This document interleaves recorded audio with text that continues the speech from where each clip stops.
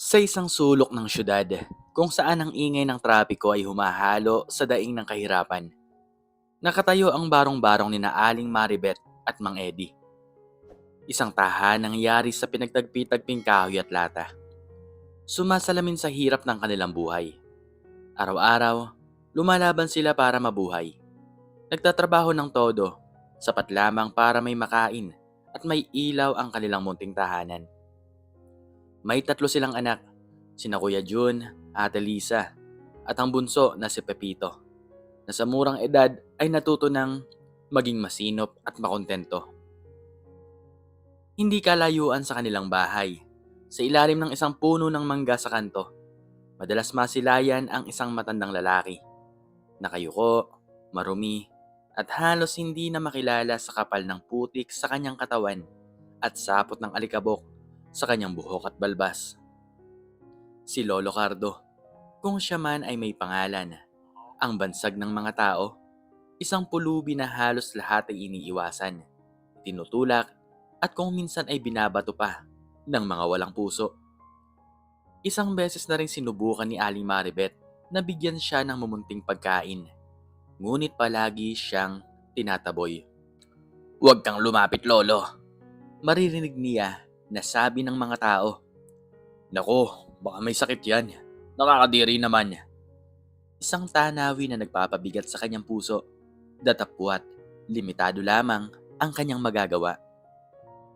Isang hapon habang pauwi si Aling Maribet mula sa labada, nasaksihan niya ang isang matinding kalupitan. Binabato ng isang grupo ng kabataan si Lolo Cardo. Hindi lang bato, kundi sari-saring basura. Kasama ang pagtawa at panunuya. Napadapa si Lolo Cardo at sa isang iglap, tila siya ay nawalan ng malay. Ang kanyang mahinang katawan ay halos hindi gumagalaw habang ang mga kabataan ay patuloy sa panunukso. Sumidhi ang galit ni Aling Maribet at kasabay nito ang nagngangalit na awa. "Mga walang puso, ano ba ginagawa niyo?" Sigaw ni Aling Maribet na pinipilit na maging matapang sa harap ng mga kabataan. Nagulat ang mga kabataan at nang makita ang matapang na tindig ni Aling Maribet, umaripas sila ng takbo. Nilapitan niya si Lolo Cardo, na ngayon ay halos hindi na humihinga. Ang kanyang mga mata ay nanlalabo at ang kanyang labi ay nanginginig. "Lolo, Lolo, gising po kayo," bulong niya habang hinahaplos ang maruming braso ng matanda. "Ayos lang po ba kayo?" Bahagyang dumilat si Lolo Cardo. Isang tingin ng takot at pagtataka ang sumilay sa kanyang mga mata. Sino ka?" Nanginginig niyang tanong. "Ako po si Maribet. Nakatira po kami doon." Turo niya sa kanilang maliit na barong-barong. "Sinaktan po kayo. Halika, dalhin ko po kayo sa amin. Kahit papaano may bubong po kami. Hindi po kayo dapat dyan." Nagulat ang matanda. Ilang taon na siyang pulubi at ito ang unang pagkakataong may nag-alok sa kanya ng tulong na lumampas sa isang piraso ng tinapay. "Di ba, tinataboy ka rin nila?" Nanginginig niyang tanong. "Kahit po ganoon, hindi po tamang iwanan na lang kayo dito na halos walang malay," paliwanag ni Aling Maribet. "Kahit po kami mahirap, may puso pa rin po kami. Hindi po namin kayang tiisin na makita kayong ganyan." Pinilit niyang iangat ang matanda na halos walang lakas. Napakagaan ito, senyales ng matinding kagutuman. Pinasan niya ang matanda sa kanyang likod, isang nakakapagod na biyahe pa uwi. Habang nagtitinginan ng mga kapitbahay, tila nagtataka sa ginagawa ni Aling Maribet. Pagdating sa bahay, nagulat ang kanyang mga anak. "Inay, sino po yan?" tanong ni Pepito na nakakapit sa kanyang ina. "Si Lolo Cardo yan, mga anak," sagot ni Aling Maribet habang maingat na inihiga ang matanda sa banig na nasa sahig. "Sinaktan siya. Kailangan natin siyang tulungan." Lumapit si Mang Eddie, nakararating lamang mula sa pagiging kargador. "Maribet, sigurado ka ba rito?" Hindi natin alam kung sino yan. Baka kung anong sakit ang makuha natin. Eddie, putol ni Aling Maribet, matigas ang boses. Nakita mo ba ang kalagayan niya? Halos patay na siya. Sino ba tayo para hayaan na lang siyang pumanaw sa lansangan? Anong sasabihin ng konsensya natin? Hindi man tayo mayaman sa pera, Eddie, pero mayaman tayo sa puso. Tumingin si Mang Eddie kay Lolo Cardo na nakapikit, tila wala sa sarili. Nakita niya ang kaawa-awang kalagayan nito. Sige na nga, sabi niya sa huli. Pero anong gagawin natin? Hindi rin tayo mayaman para ipagamot siya. Ang una nating gagawin, papaliguan at bibihisan natin siya. Determinadong sabi ni Aling Maribet. Hindi ko kayang makita siyang ganyan, punong-puno ng dumi at sugat. Dahan-dahan, nagsimula sila. Nagkaloob si Mang Eddie ng mainit at tubig. Si Ate Lisa ay naghanda ng sabon at tuwalya. Si Kuya Jun ay kumuha ng lumang damit ni Mang Eddie na pwede pang isuot. Si Pepito naman, sa kabila ng kanyang takot, ay nakamasid lamang. Tila naaawa rin sa matanda. Lolo, kailangan po nating linisin ang katawan nyo. Malumanay na sabi ni Aling Maribet. Gusto nyo po bang tulungan namin kayo? Napakasarap sa pakiramdam ng mainit na tubig sa balat ni Lolo Cardo. Sa bawat kuskos ni Aling Maribet, tila unti-unting nabubuhay ang matanda. Ang dumi at putik ay bumababa sa balde, kasama ang ilang taon ng kalungkutan at pagpapabaya. Masakit po ba, Lolo? Tanong ni Ate Lisa, habang maingat na nililinisan ang isang sugat sa braso ng matanda. Hindi na, anak. Sagot ni Lolo Cardo. Ang kanyang boses ay tila lumilinaw na. Napakabait nyo. At bakit? Kasi po, yan po ang turo sa amin ni Inay at Itay. Sagot ni Pepito, na ngayon ay lumapit na at nakaupo sa tabi ni Aling Maribet. Kahit po mahirap lang kami, dapat po tayong tumulong sa kapwa. Natapos ang pagpapaligo. Si Mang Eddie ay maingat na umalalay kay Lolo Cardo habang isinusuot ang malinis na damit.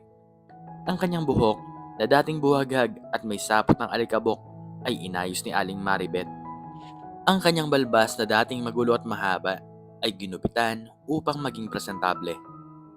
Nang makita ng pamilya ang pagbabago ng matanda, nagulat sila. Ang dating maruming pulubi ay nagkaroon ng marangal na tindig.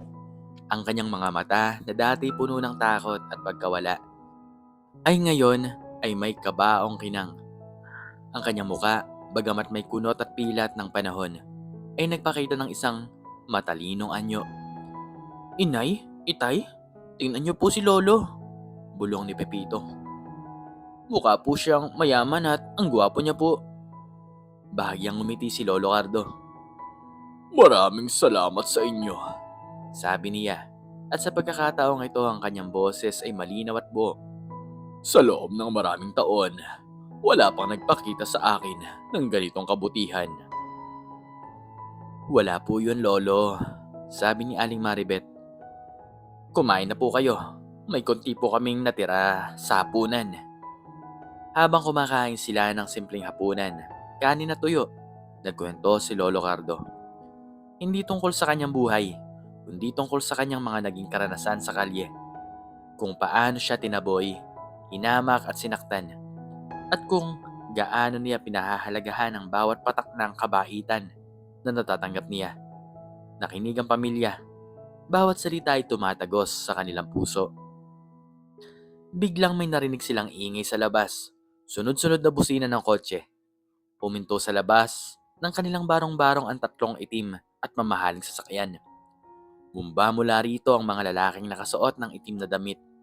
May mga salamin sa mata at mukhang kinakatakutan. May kasama silang isang ginang na mukhang nababahala.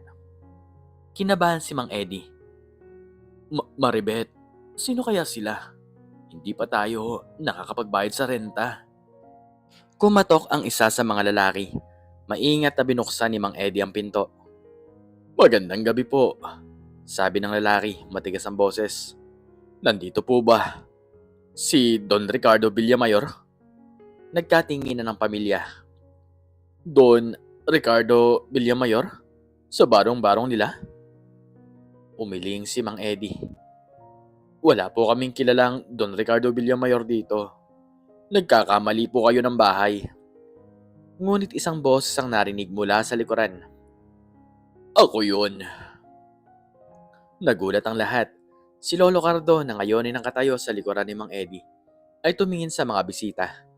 Agad na lumuhod ang mga lalaki at ang ginang sa harap niya.